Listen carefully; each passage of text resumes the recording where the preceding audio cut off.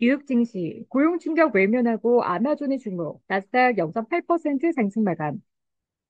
뉴욕 증시가 전날에 급락세를 딛고 반등에 성공했습니다. 미국의 10월 고용 결과가 충격적으로 나왔지만 잡음이 섞여 신뢰도가 떨어진다는 분석에 시장은 아마존 실적을 반등의 근거로 삼았습니다. 1위 뉴욕 증권거래소에서 다우존스 30 산업전민 지수는 전장보다 288.73포인트, 0.69% 오른 42,052.19의 거래를 마감했습니다. 스탠더드 앤드 푸어스 S&P 500 지수는 전장보다 23.35포인트, 0.41% 오른 5,728.8을, 나스닥 종합지수는 전장보다 144.77포인트, 0.8% 상승한 18,239.92의 장을 마쳤습니다. 인공지능 및 반도체 관련주로 구성된 필라델피아 반도체 지수도 54.68포인트, 1.11%인 5,001.42를 기록하며 최근 급락세를 일부 만회했습니다. 필라델피아 반도체 지수는 지난달 30일엔 3.35%, 전날은 4.01% 급락한 바 있습니다. 이날 시장의 핵심 재료는 10월 미국의 비농업 부문 신규 고용이 있었지만 뚜껑을 열어보니 정제된 재료는 아니었습니다. 예상치를 대폭 밑돌며 쇼크 수준의 결과물이 나왔으나 허리케인과 대규모 파업 등 각종 잡음이 섞여 있어 신뢰도가 떨어졌다는 점이 문제입니다. 미국의 노동부는 미국의 10월 비농업 신규 고용이 전월보다 12,000명 늘어났다고 발표했습니다. 월가는 최근 미국의 플로리다주를 덮친 허리케인 밀턴과 헐린의 여파, 항공노조 및 항공기 제조업체 보잉의 파업 등을 고려해 10월 고용이 대폭 감소할 것으로 예상을 했었습니다. 하지만 그럼에도 10에서 11만 명 증가 정도를 예상했던 만큼 만 명대 고용은 충격적이었습니다. 다만 시장은 10월 고용 결과에 민감하게 반응하기보단 무시를 선택한 것으로 보입니다. 오전 8시 30분 고용 결과가 나온 뒤에도 주요 주가지수 선물은 거의 움직이지 않았습니다. 10월 고용 보고서 작성 과정에서 응답률이 평소보다 현저히 낮았던 점도 시장이 이를 외면한 이유였습니다. 노동부에 따르면 비농업 부문 고용이 산출되는 고용주 대상 조사의 10월 1차 응답률은 47.4%에 그쳤습니다.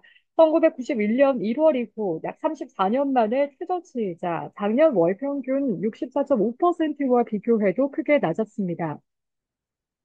벨웨더 웰스의 클라크 벨린 최고투자 책임자는 10월 고용 보고서는 9월에 비해 상당히 둔화했음을 보여줬지만 허리케인과 파업으로 잡음이 섞인 수치였다며 이 때문에 연방준비제도가 11월 회의에서 25bp 금리 인하를 피할 가능성은 작다라고 말했습니다.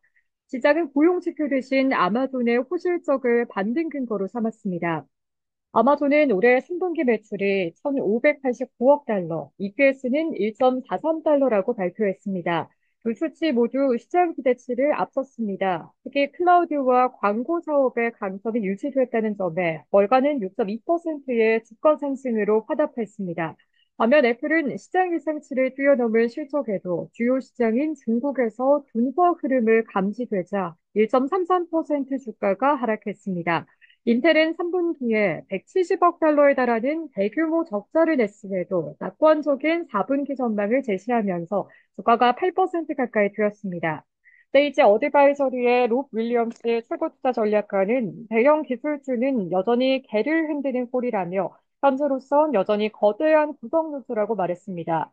미국의 항공기 제조업체 보잉은 노사가 4년간 임금 38% 인상을 골자로 한 협상안에 잠정 합의했다는 소식에 주가가 3.5% 상승했습니다. 관련주 중에서는 엔비디아와 TSMC, 퀄컴 등이 1% 이상 상승했습니다. 반면 브로드컴과 AMD는 소폭 하락했습니다. 미국의 제조업 업황은 위축 국면을 이어갔습니다. 미국의 공급관리협회는 지난 10월에 제조업 구매관리자 지수가 46.5를 기록했다고 발표했습니다. 이는 시장 예상치였던 47.6과 진전월 수치였던 47.2에 비해 악화한 수치입니다. ISM은 제조업 업황이 7개월 연속 위축 국면을 이어갔다며 지난 24개월 중 23개월은 위축 상태였다고 밝혔습니다.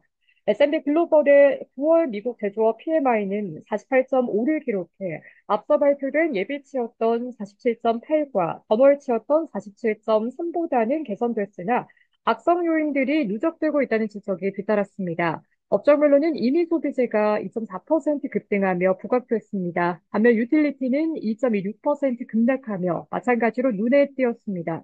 부동산은 1% 이상 떨어졌고 나머지 업종은 보합권에 머물렀습니다. 10월 고용 충격으로 연준이 11월에 금리를 동결할 것으로 보는 움직임은 사라졌습니다. 시카고 상품거래소 패드워치플에 따르면 연방기금 금리 선물센에서 11월 기준금리가 동결될 확률은 마감 무렵 사라졌고 25bp 인하 확률은 98.6%까지 올랐다가 비컬 가능성이 1.4%로 새롭게 고개를 들이밀었습니다. 시카고 우편거래소 변동성 지수는 전장보다 1.28포인트, 5.53% 내린 21.88을 기록했습니다.